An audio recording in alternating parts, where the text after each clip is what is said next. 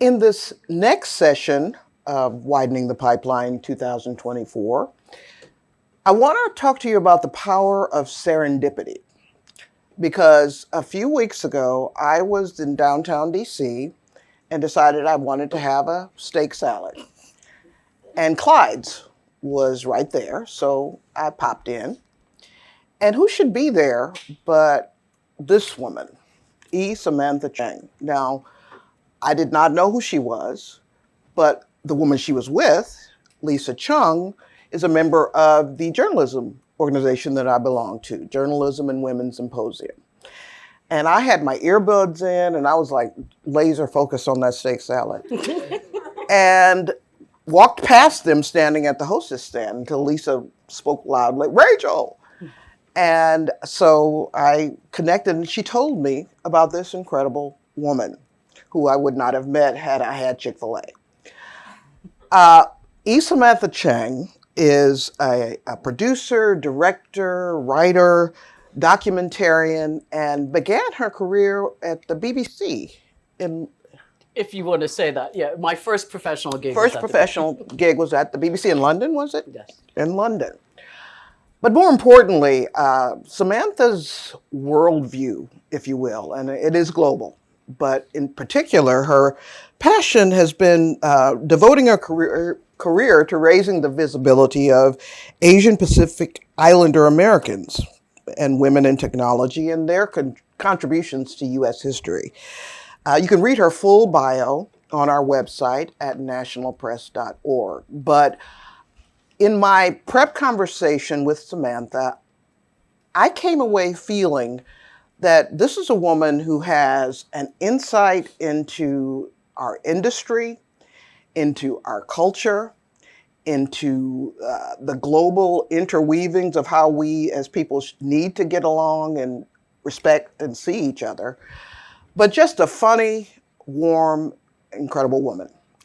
And so I immediately invited her to come and speak to you, and I know you're going to benefit from hearing from her. So Samantha Cheng, thank you so much for joining us. Samantha Cheng. The E is there only because I don't produce lingerie, and I did not write a fiction book. I work in the non-fiction space. So, hi, how are you? Thank you for having me, Rachel. Thank you for inviting me to come speak to these incredible young journalists. You are the reason why I exist. So, know that. I've been a quote-unquote professional mentor for 20 some odd years, only because I can. You know, I'm very, very lucky. I'm very, very blessed. And I somehow made it through this industry. So it's an interesting point of view here. Since you mentioned that, tell us about your work with AAJA. So I'm not a founding member because they didn't open the Washington, D.C. chapter of the Asian American Journalists Association until maybe 5 years after AAJA established, which was in California. So I guess I'm a founding member of the East Coast chapters, but I had moved to Washington in the 80s with ABC News and then learned about AAJA and Unity, which sadly doesn't exist anymore. Unity was an organization that was the umbrella to all 4 principal ethnic minority groups of journalists. NABJ, NAHAJ, and Native Americans and us. Which is now Indigenous Journalists Association. Now, correct. And now they also added LGBTQ journalists. So I'm here just to talk to you guys and hopefully give you some passion by osmosis. Because you are in a tough place, guys. If I was entering this market, I wouldn't. I'd turn around and run. Because it's a crazy market you're in right now. So I'll just start this a little bit about me, because it's all about me and what you think about me. So, just kidding. So let's see if I'm doing this right. I'm not beaming you, Brandon. Excuse me. Okay. So a little bit about me. I am first generation Chinese. I'm Chinese. I can't change this. It's very obvious. I grew up in New York, born and raised on 14th Street and 2nd Avenue in a hospital that does not exist anymore. It is now Beth Israel. It used to be called New York Infirmary, and it was a very, very small hospital. My parents were immigrants.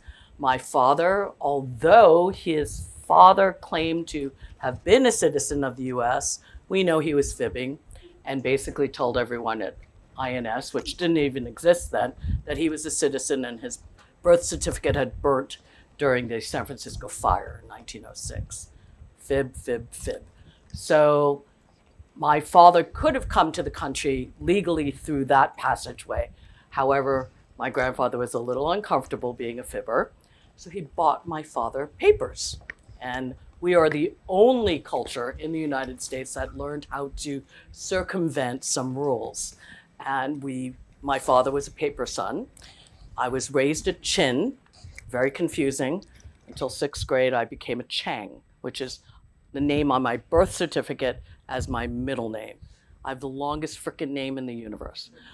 My mother was a war bride. She married my dad. In fact, they weren't even supposed to get married, but that's a whole nother story. We can talk about that some other time. So my mom married my father. They came to the United States. They had one bun in the oven, and there were 6 of us. There's a lot of Changs, Chin Changs, or what we used to call Choo-Choo Chins.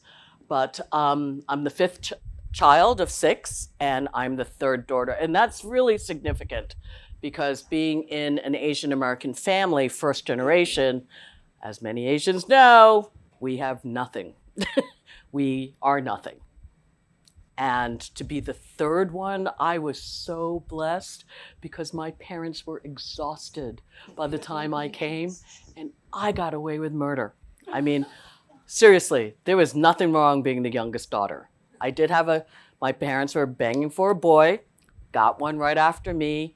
He is the prize of the family. But he had a lot of obligations. The boys in my family have a tremendous amount of obligations, and it's sort of sad because culturally you try to explain to your parents what you're doing, and they're looking at you like you're nuts.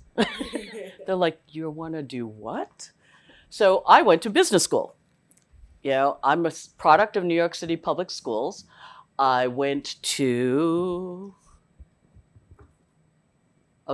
so first of all, I grew up between 2 cultures. I grew up in Beatrice, Queens, which is on the border of New York City and Nassau County. And I grew up in Chinatown.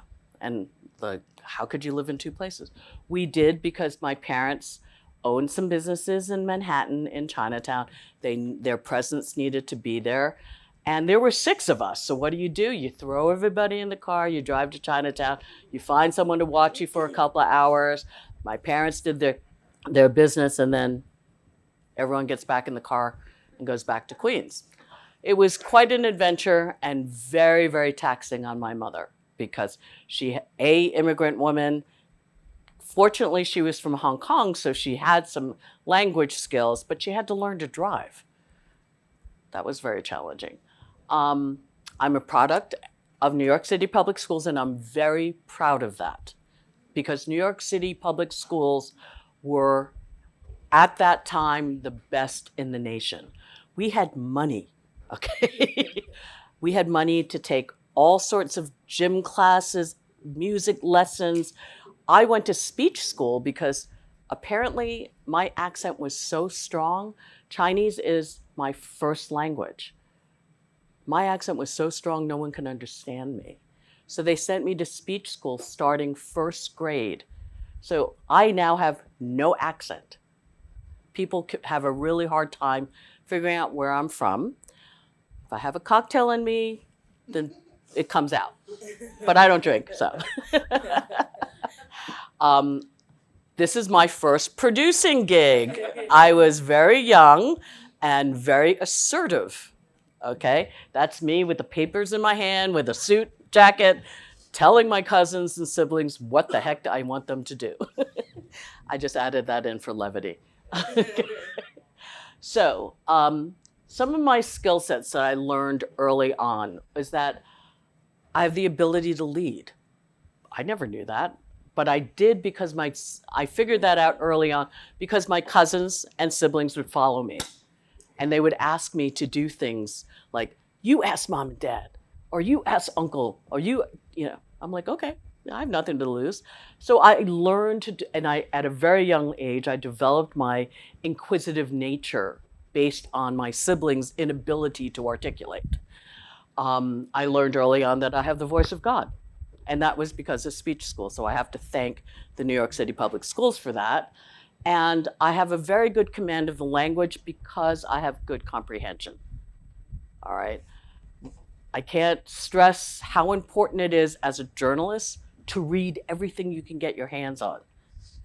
And you may not retain it immediately, but that inkling, that thought, you're like, I heard that somewhere. Where did I hear that from? How do I know this? Then you jump into the research of that and you can figure it out.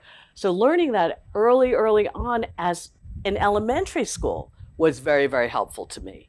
And I carried that skill set all the way through. I use it every day in my profession. Organizational skills, that's just innate for me.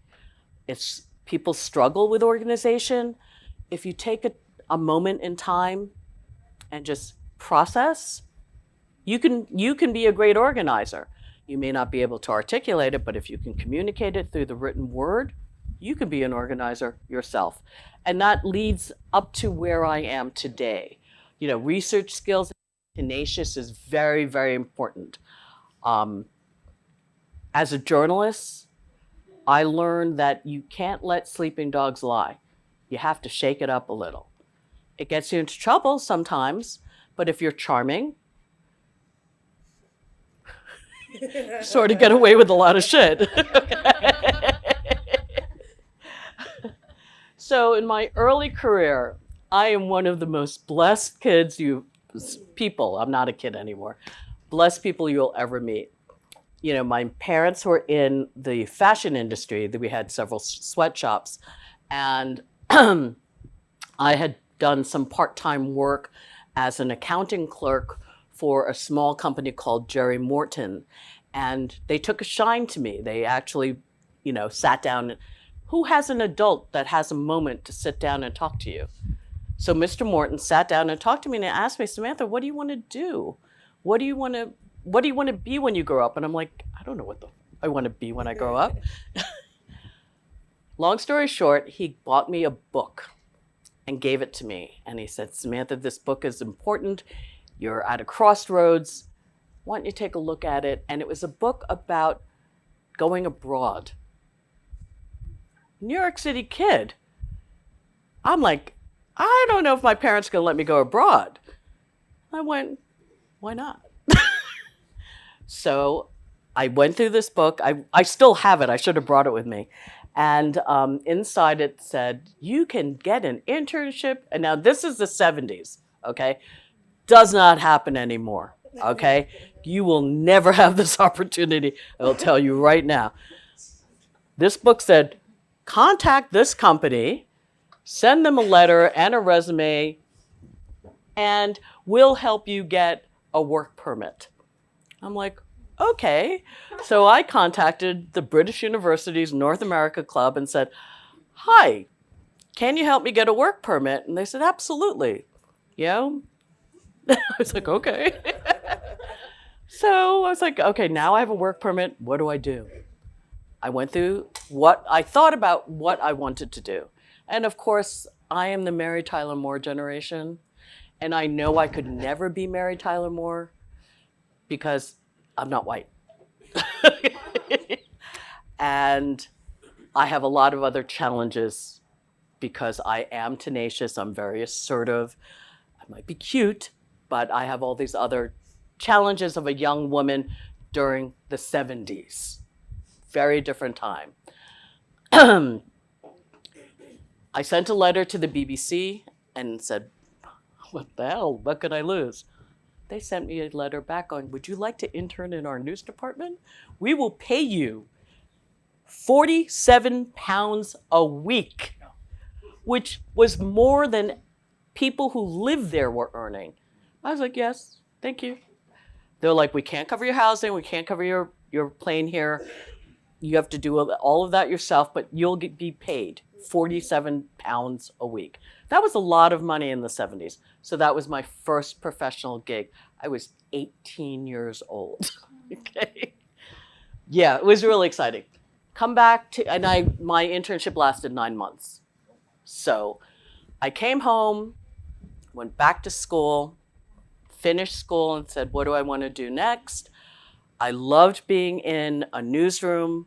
Now, granted, I wasn't writing copy. I was fetching coffee, okay? I was filing. I was ripping copy.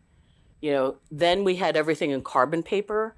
So pink goes to somebody else, blue goes to the person on camera, yellow goes to, the control room. So every responsibility had a color. And I just enjoyed that opportunity to be around these people who were doing things that I only thought of.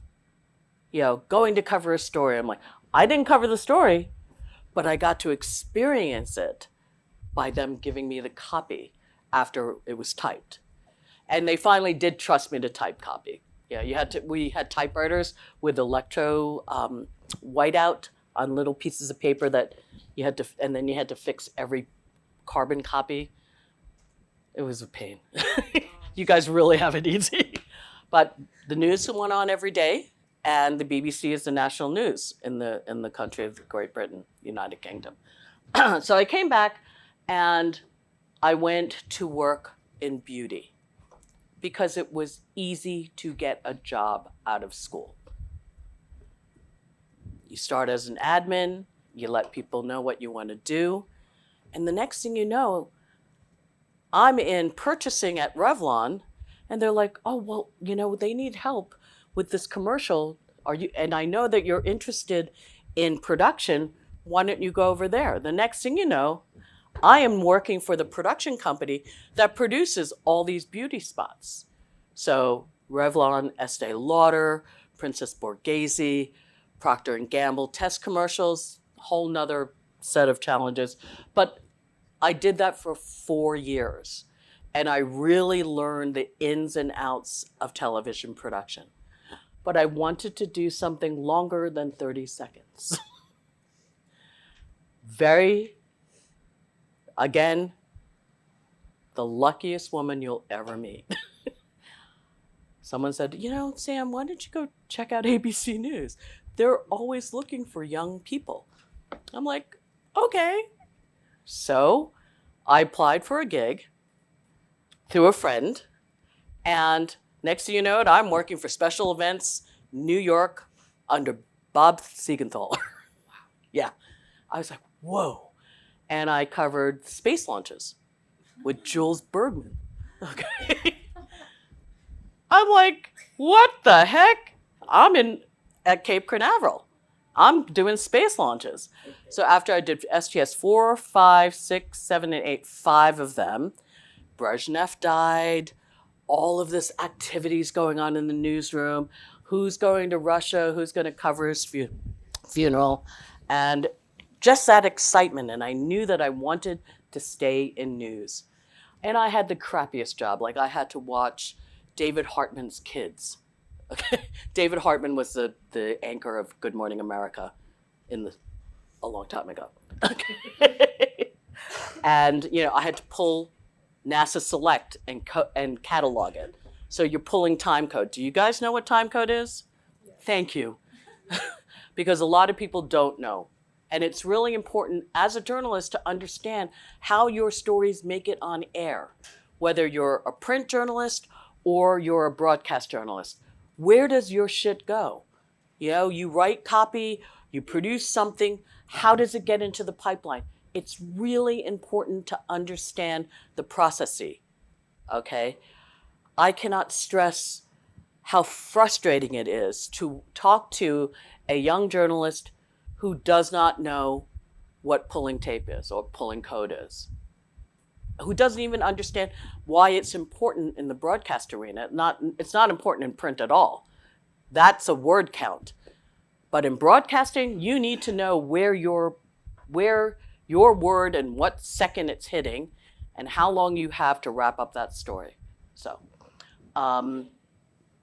then I was very fortunate, just quickly, I worked on a show called What's On Live, which was the longest running video news magazine in the history of Manhattan cable. So that was 32 years the show aired. I think I was on it for maybe 12, because I moved to DC in 1982 after the midterm elections and stayed there until the early 90s. So during my time at the network, there was a shift in news delivery. That impacted and still impacts you as young journalists. CNN came to play, changed the whole climate of a newsroom. Prior to that, I had the good fortune of working with Frank Reynolds, okay, Jules Bergman. These are the pioneers of our community, David Brinkley. Okay. Things were so different, we didn't have to watch the clock all the time. Now you have to watch the clock. And I don't know if you ever watched this film called Broadcast News, okay? There's a quote in that film called, "If it bleeds, it leads." Sadly, that is true, okay? So how do you prioritize what is going to be broadcast on your evening newscast? You can't. You have to sit in an editorial meeting. You have to fight for your story. You have to beg to do a story. But at least you're able to pitch it, okay? To be able to go into that type of editorial meeting and say, I really want to do this. I think it's important. Here are the reasons why. They'll turn around and say, no, you can't do it. We don't have enough time. But you can look, if you understand the process of how news is delivered, you can then argue for your piece. There's all these little tricks that you learn along the way. And now you're reporting from home via whatever link you're going out on, if it's an ISBN line or you have a direct link to you can actually upload from your house to a satellite. I mean, technology has changed so much in this world. It's so important for you guys to stay on top of technology because this will impact your world. You may go, well, I'm a writer. What do I need to know about technology? You need to know about technology because you have to write to understand how your piece is going to be delivered. Okay, very critical. The writing was on the wall in 1985. I was here for 3 years by then. And Cap Cities had just bought ABC News. And my husband and I just went, we got to get out of Dodge. Okay, news is going to change. And that transition took a little while. It took us 7 years to get out of the news business. But we did, and we are thankful for it because the changes in the network were so dramatic. The budget cuts were so severe. And the onset of nonlinear editing in the 90s really changed everything. Because now you didn't need to book a control room. You only needed 2 VTRs and a reel-to-reel shuttle machine, and you can cut your own tape. It was nuts, just learning all of this and union rules, understanding how the unions work, and not just the union you are in, it's the union that's all around you, okay? The abolishment of the Fair Doctrine Act, that was a real game changer. You no longer had to fact check, depending on who you're working for, okay? ABC still had standards, you still have to have 3 facts, and you have to be able to recite them to your executive producer going, yeah, I double checked this and blah, blah, blah. News became a profit center. That's incredible. So you are walking into an industry now where if your company is not getting enough eyeballs, you're hosed. You can be booted out in a heartbeat because you are replaceable. I didn't live in that type of society. We knew we were replaceable, but it wasn't always hanging over our head like a Damocles sword, okay? It's really tough for you guys, and my heart goes out to you.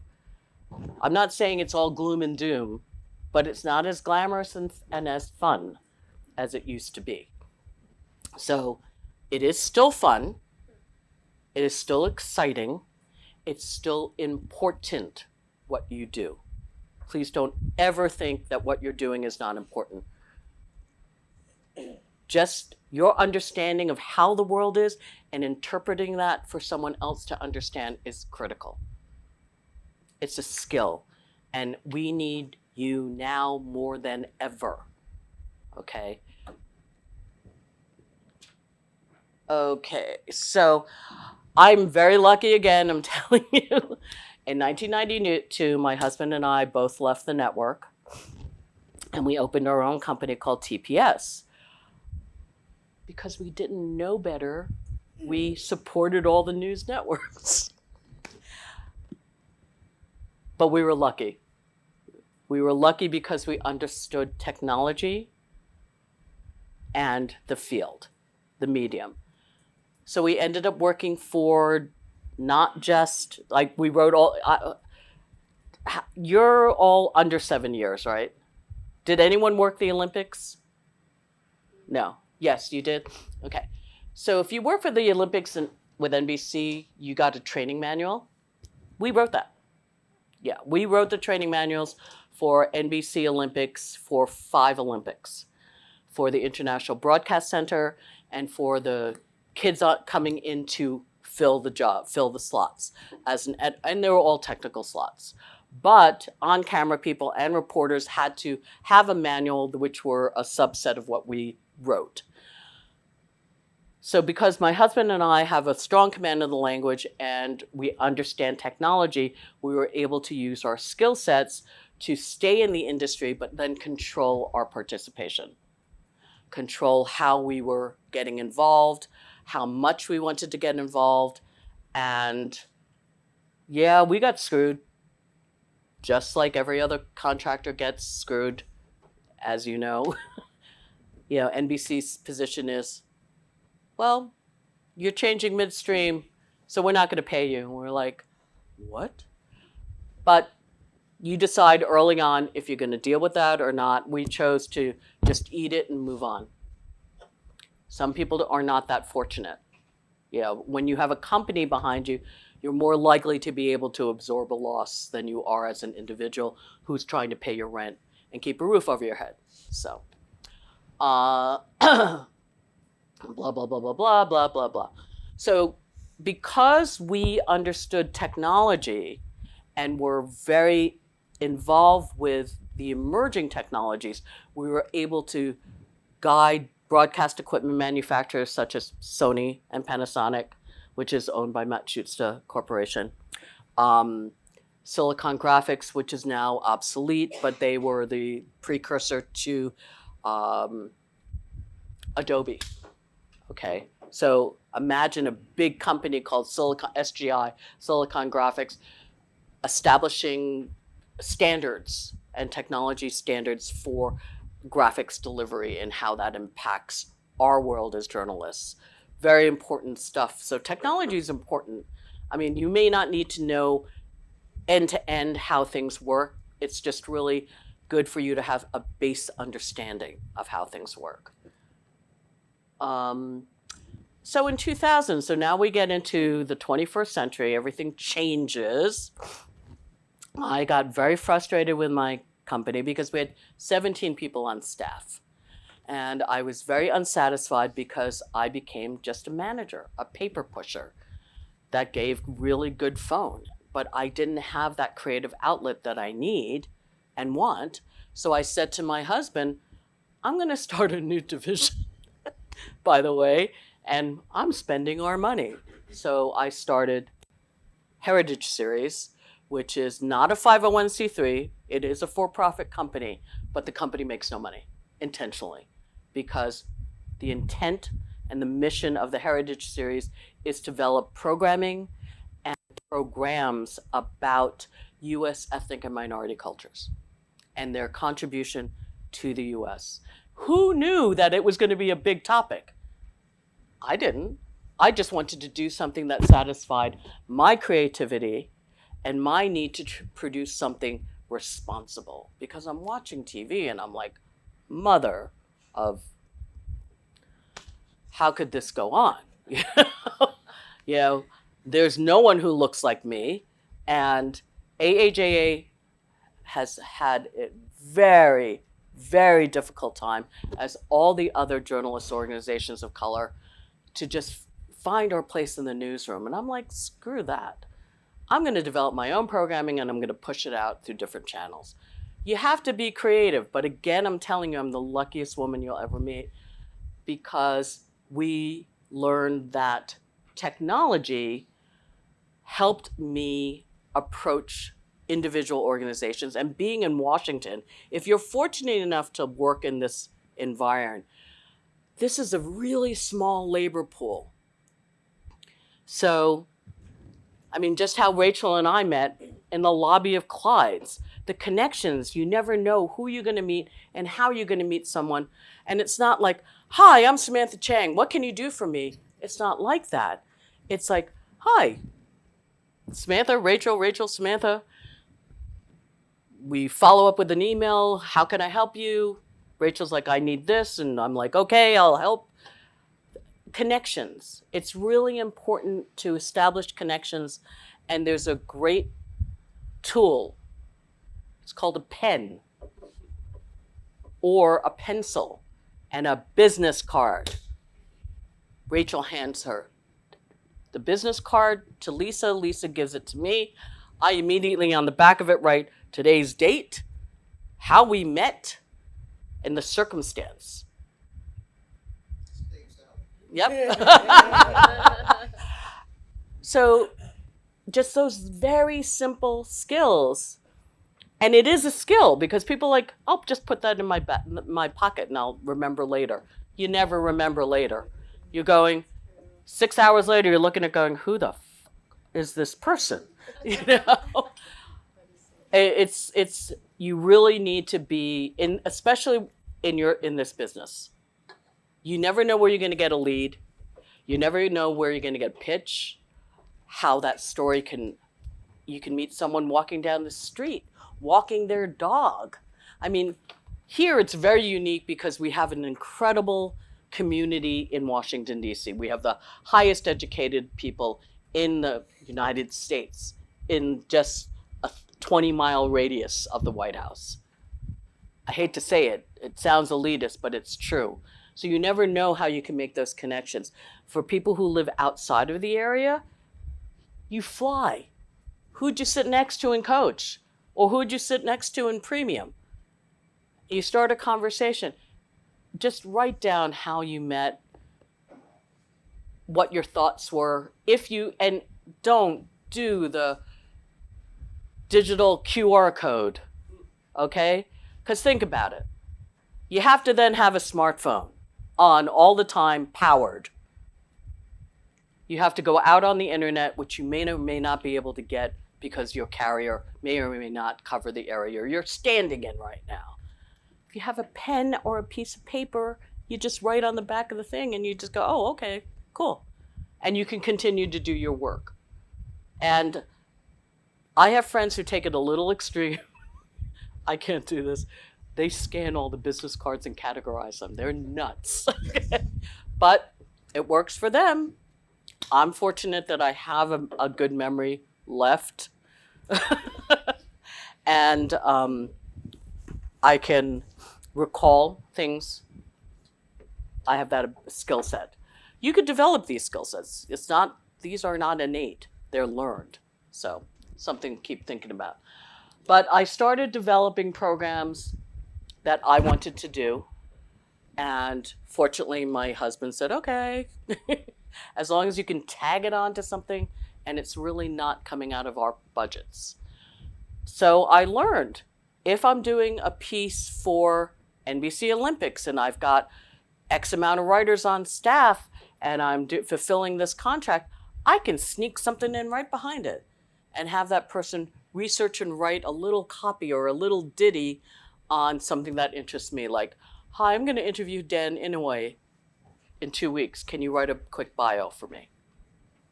You just learn to tag things onto other jobs and your staff has to be amenable to this. So fortunately, my team was a team of color. We were a rainbow. We had every ethnic group. We had like 6 different languages.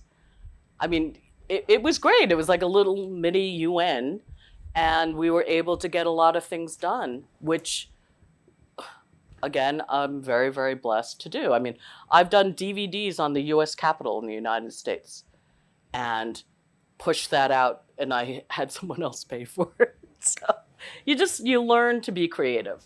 I produced my first documentary was here in Washington on the 25th anniversary of the March on Washington. I did that for PBS. I mean, this is a great town, and if you want to do something outside of news, day-to-day news, it can be done. You just have to think differently, and you have to want it. So it's important to have passion and don't lose your passion. And if someone's beginning to grind you down and that job is making you physically ill, time to reassess your relationship. If your job is making you sick, mentally and then physically, there's other work out there, guys. I'm not saying leave the industry, but make a lateral move. Take a little demotion if you have to. I mean, you're making suck money anyway. So I also have toilet mouth. I forgot to preface that. Okay. So, insights. Always be confident. Believe in yourself, because if you don't present as a believable person, no one's going to believe you. If you say you can do something, A, do it if you're asked. Always follow up. That's really important. And I don't want to lump you into the generation of, but I'm going to do it. Email is important, okay? If you don't use your email, it's a tool in this industry. Set aside a time every day for you to look at your email and respond. Everyone deserves a response. You've been ghosted, I'm sure, by many people. You know how crappy that makes you feel. Don't do it to somebody else. If someone sends you an email, hi. Or someone sends you something on LinkedIn and says, I might be of interest to you, or I think what you do is cool. Yeah, write them back. You don't have to develop a long-term friendship, but be courteous, be kind, because you expect that to come back to you. And you know how it feels when someone blows you off. So don't do that to somebody else. It's, basic courtesy. Be kind, okay? Be fluid. You can't be set in your ways in this industry because it changes faster than lightning. One day, one subject is really hot, and 45 minutes later, who gives a banana, okay? I mean, just this week alone, last week, what happened? Martial law, Korea, holy bananas, okay? You wake up to that. What happened in Damascus? Holy bananas! Where's Assad? I mean, in a minute, in a heartbeat, everything changes. So be fluid, be flexible. Don't be stuck in your way. If you're writing a story that was a priority at 10 o'clock and your news editor asks you at 4, oh, can you just not do that one right now? And just say yes. Okay, I could do it. But be honest. I can do it and deliver that to you after we broadcast. Is that acceptable? If it's not acceptable, I might not be the person for you, but I can support the person who can give 100%.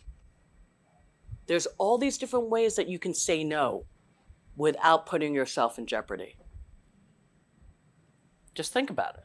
Take a moment. Fact check. I cannot stress the importance of fact checking enough. I mean, I work in a different kind of space. I don't have a hard deadline. But I'll tell you, I have what is called errors and omission. Those policies cost more than the frickin' production itself. You need to have that type of assurance within your own self and the copy you just wrote. Because you're doing a long form doc that's going out in 9 months from now, and you have to be correct. Because you do not want PBS or American Broadcasting to come back on your ass and say, we're getting sued. You know, someone's questioning you. You have to have all that data right in front of you. I footnote my scripts. That's how compulsive I am. But it has saved my ass so many times, okay? Where'd you get that fact? Oh, look, I got it from this. You put the link in. You cut and paste the link in the footnote. You make your footnotes 8 points so it doesn't impact your copy. But at least you have the connection. Footnoting is such an important skill. Annotating, documenting, whatever you do is critical. Just develop a habit of doing this. Make yourself a little checklist. There's nothing wrong with that. Stick it on the wall, go, okay, and just do a visual glance over to it. Did I contact this person? Did I check it off? You know, did I footnote that? Did I clear this with legal? Even as an independent, you have to have legal behind you. Most of my work is fair use, but you have to still clear fair use. You can't just randomly pull shit off the internet. You have to ask permission and take the moment in time to research that. Because while it's up on the internet, on your screen, there's a URL. You can then trace that URL and figure out who owns the shit. And then get permission. It's a very simple letter. You can have that established in your world. Because your editorial board's gonna ask you, got any visuals? Great story. Can you make it fly? Make it interesting. Simple stuff like that. And again, understand the process. Because if someone asks you to do something at 4 o'clock and you're hitting deadline at 6 or 6:05, your piece is airing, you know you've got to 5:59 to get your shit cleared. Very important. And again, current on technology. So I learned that as an independent, because I do so many different things, I need 3 screens. And it's not because I'm a princess. Yes, I am a princess, okay? I still need 3 screens. I have 1 screen for my primary work, 1 to fact check, 1 to do my lists. You need that. You have to have different programs opened, and they all have to be able to talk to each other. So stay up on technology, and these things are so affordable. You could buy 2 wings for your laptop. Right here, this Mac, $200. How much would that save you from toggling and then losing your thought as you toggle? Because I've got attention span of a gnat when I'm writing. If I don't have that thing open, I'm going to forget. So these are just skills that you can learn, and they're tips that will keep you, and that I'm sharing with you that have been helpful to me. And hopefully they'll be helpful to you. And now we're over. Yay. Do you guys have any questions? I feel like I've got 2 cool new friends between Lori and Samantha. Sadly, we'll have to bleep out half of your remarks today. But they were... Oh, gosh! They were said with such conviction that I certainly learned a lot. I have one very important question, but before I do, I want to see if there are any questions on the floor right now. Let's start with Ooh. Idly. Girl, you're going to be here all afternoon. Okay. Is there someone Oh, behind? you got to get the mic. Oh, here it is.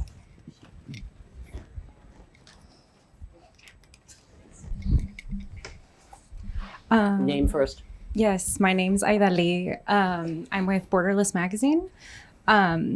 And you mentioned the importance of being fluid and flexible. I'm wondering if you have any advice for someone like me who's trying to like figure out like what goals would I like to set for myself in my career? What do I want to work towards? While also keeping in mind that I need to be flexible and fluid and some. Do you have a mentor? I have mentors. Okay. Mentors and supporters are a supporting mentor. There are Okay. two different types of mentors. Mm-hmm. One mentor will listen to you, give you a little guidance, and then walk away. A supporting mentor will nurture you and support you throughout your career. Two different things. Find a supporting mentor. Okay? Someone who understands your space. So Borderless is a magazine, so the deadlines are very different. The style of writing is very different.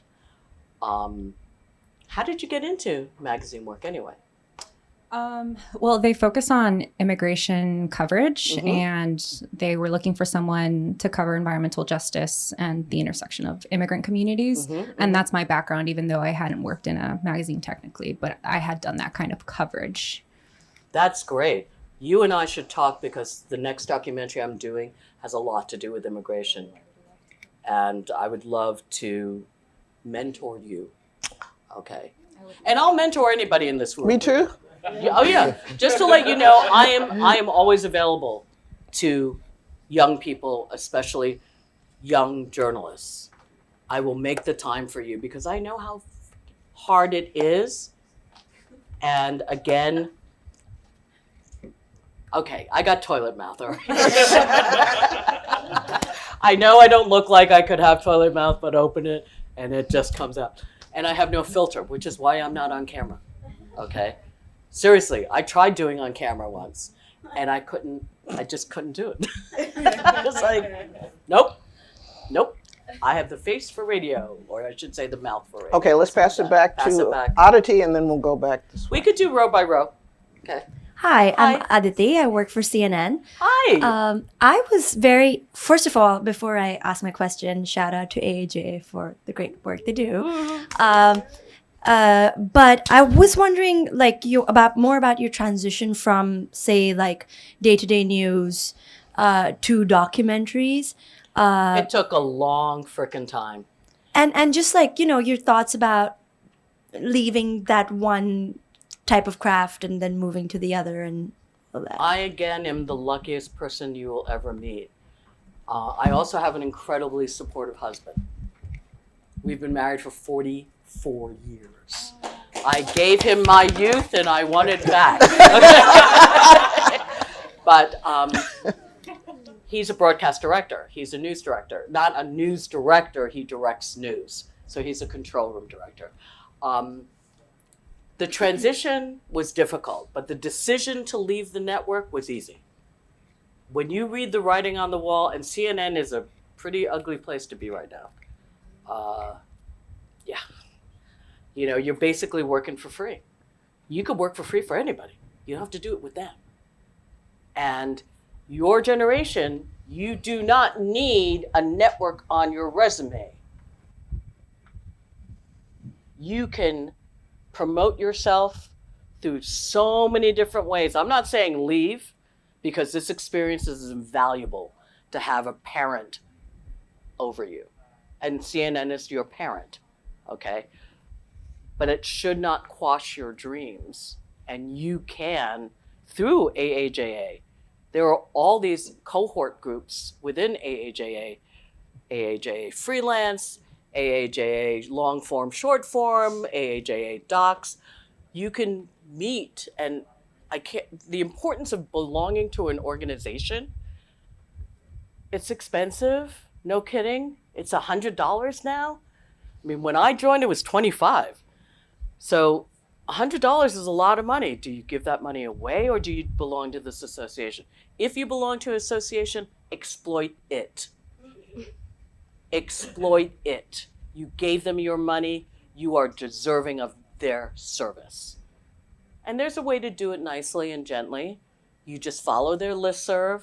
Again, when you're checking your email, okay, and responding to it, that transition, you can make that pivot very slowly. I don't suggest you doing it quickly, but CNN also has a documentary division. Did you know that? So go stick your nose in there.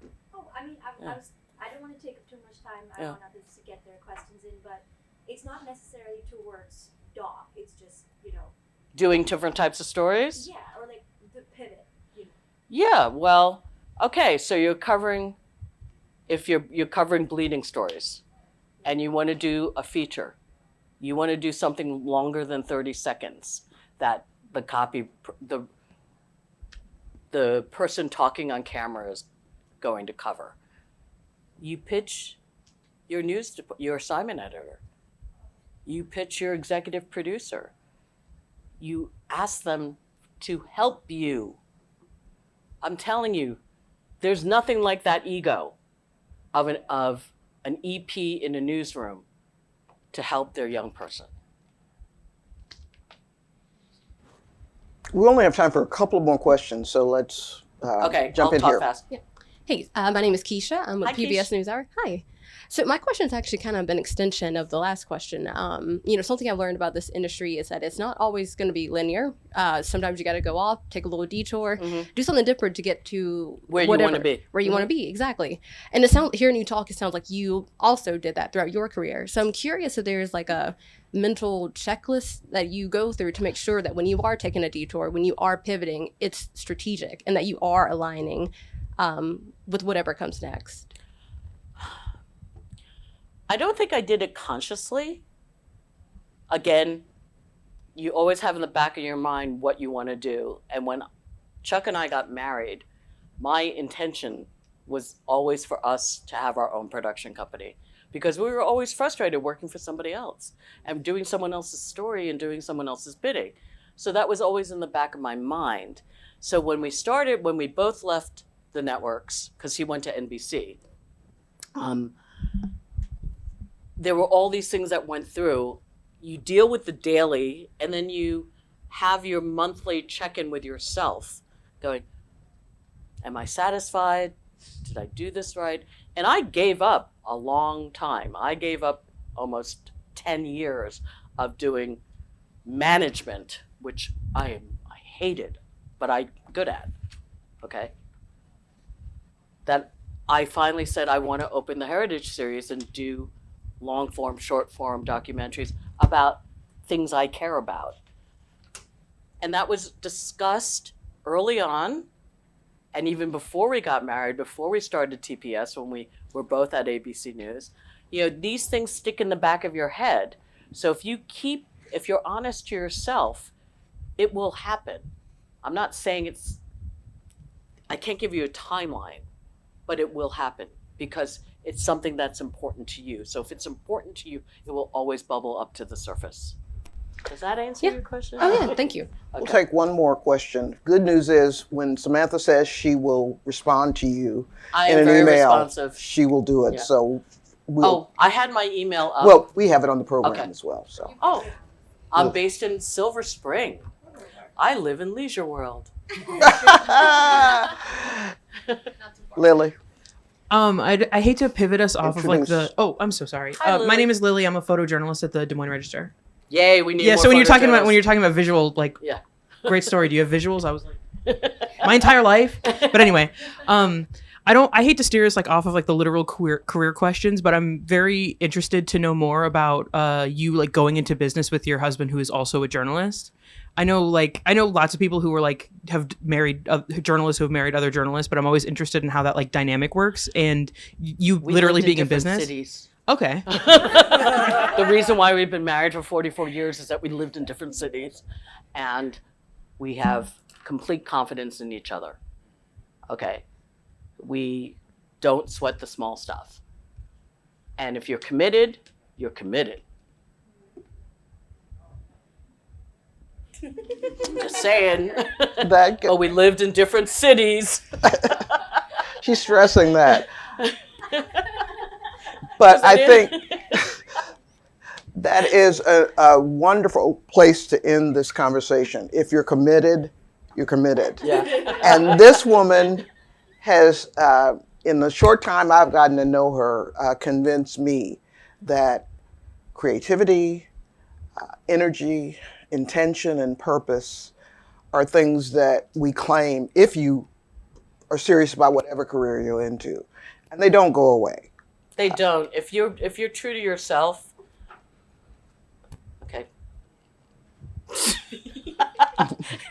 Keisha's got to like. I need to look at Lily. If you're true to yourself, you will always keep your mission behind you, and it's not. I hate to use the term mission. It's your passion. It's your voice. It's your id. It's part of you. I mean, I didn't know I was a natural storyteller until I frickin' did one. You know. Doing someone else's story is a lot easier than doing the story that you came up with. Samantha Cheng, it has been a privilege and an honor to hear from you today. Well, thank you for having me. I hope it was interesting. So, Let's show her our yeah. appreciation.